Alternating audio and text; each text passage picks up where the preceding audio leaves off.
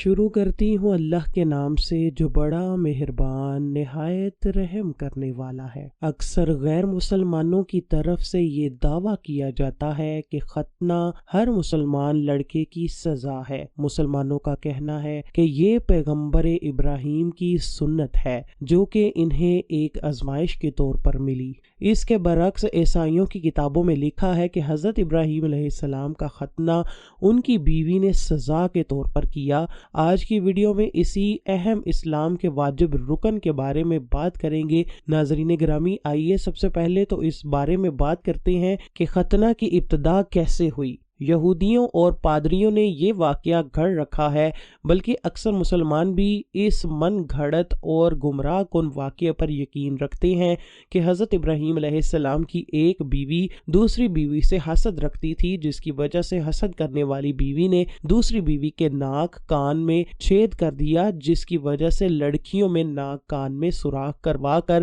زیورات پہننے کا رواج عام ہوا۔ پھر اس کے بعد ایک بیوی نے حضرت ابراہیم کا ختنہ ایک شیشے سے دھوکے سے کر دیا تھا تاکہ وہ دوسری بیوی کے پاس شرم سے نہ جا سکے، نعوذ باللہ۔ ناظرین گرامی، مذکورہ واقعہ من گھڑت ہے جس کی کوئی اصل نہیں ہے اور نہ ہی کسی مستند کتاب میں موجود ہے۔ اس واقعہ کو گھڑنے کا مقصد صرف یہ ہے کہ مسلمانوں کو یہ باور کروایا جائے کہ وہ ایک ایسی سنت پر عمل کر رہے ہیں کہ جس کو دھوکے سے سزا کے طور پر شروع کیا گیا، جبکہ اصل بات یہ ہے کہ جیسے اللہ پاک نے حضرت ابراہیم کو بیٹے کو قربان کرنے کی آزمائش سے گزارا، اسی طرح انہیں ایک دن ختنہ کرنے کا حکم اللہ پاک نے وحی کے ذریعے دیا۔ صحیح مسلم حدیث اور بخاری کی حدیث میں روایت ہے کہ نبی کریم نے فرمایا، حضرت ابراہیم نے اپنا ختنہ خود ایک بسولے سے 80 سال کی عمر میں کیا۔ روایت کے مطابق جب اللہ پاک نے وحی نازل فرمائی تو اس وقت حضرت ابراہیم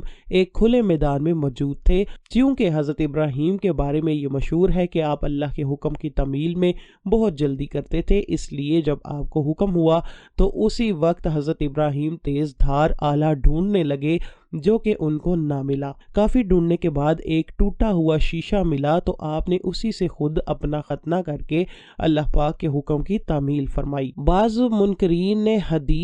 اس حدیث پر بھی اعتراض کیا ہے جو ان کی حماقت کی دلیل ہے۔ جب ایک انسان خودکشی کرتا ہے تو خود اپنے ہاتھ سے اپنی گردن کاٹ سکتا ہے، تو حضرت ابراہیم کا خود شیشے یا بسولے سے ختنہ کر لینا کون سا موجب تعجب ہے؟ اور 80 سال کی عمر میں ختنے پر اعتراض کرنا بھی حماقت ہے۔ جب حکم الہی ہوا اس کی تعمیل کی گئی۔ ناظرین گرامی، حضرت ابراہیم علیہ السلام سے پہلے انبیاء تو ختنہ ہونے یا ناف کٹی ہونے کی حالت میں بطور اعزاز و اکرام کے پیدا ہوتے رہے ہیں، اور اس کی باقاعدہ عمومی سنت ہونے کی ابتدا حضرت ابراہیم خلیل اللہ علیہ السلام کے دور سے ہوئی۔ آپ خود اپنا ختنہ فرماتے اور پھر اس کے بعد اپنے بیٹے اسماعیل کا ختنہ 13 سال کی عمر میں فرمایا۔ روح البیان علامہ ابن حجر عسقلانی بھی لکھتے ہیں کہ سب سے پہلے ختنہ کرنے والے انسان حضرت ابراہیم ہیں، جنہوں نے خود ایسے شیشے سے اللہ کے حکم کی تعمیل میں ختنہ کیا۔ اسی طرح فتح الباری میں روایت ہے کہ از روئے شرع مردوں کے لیے ختنہ کرنا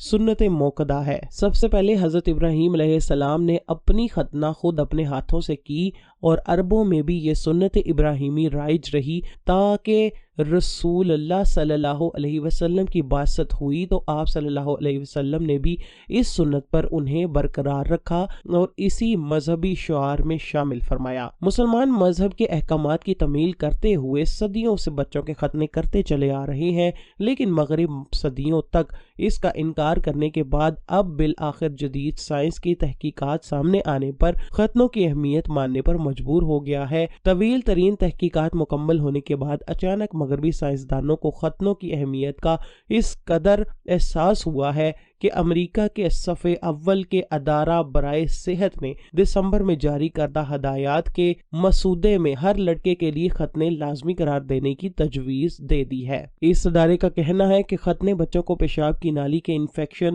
جنسی بیماریوں اور پائنیبل کینسر کے خطرات سے بڑی ہوئی جلد جسے محفوظ رکھتے ہیں۔ ادارے کا یہ بھی کہنا ہے کہ ختنے نہ کرنے کی صورت میں ختنوں میں کاٹ دیا جاتا ہے میں بیکٹیریا اور دیگر جراثیم جمع ہوتے ہیں اور بیماریوں کا باعث بنتے ہیں، جبکہ بعض اوقات اس جلد میں زخم بھی بن جاتے ہیں جس کے ذریعے خطرناک جراثیم جسم کے اندر چلے جاتے ہیں اور خوفناک بیماریوں کا سبب بنتے ہیں۔ ادارے نے ایک اہم بات یہ بھی بتائی ہے کہ جن مردوں کے ختنے نہیں ہوتے وہ جراثیموں کو شریک حیات میں منتقل کر کے ان میں کینسر کا سبب بھی بنتے ہیں۔ معتد اعتراضات اور مختلف کچھ حلقوں کی طرف سے مخالفت کے باوجود ادارے سے کہہ دیا ہے کہ ختنوں کے فوائد کے بارے میں فوائد اس قدر واضح ہیں کہ اب ان کا انکار کرنا ممکن نہیں رہا۔ مسلمان شخص تو اللہ تعالیٰ کے حکم کی تنقید کرتا ہے اور اسلام کا معنی اور تقاضا بھی یہی ہے کہ اللہ تعالیٰ کے حکم کے سامنے سرخم تسلیم کیا جائے اور اس کی اطاعت بجا لائی جائے، چاہے اس حکم کی حکمت معلوم ہو یا معلوم نہ ہو، کیونکہ حکم دینے والا تو اللہ سبحانہ و تعالیٰ ہے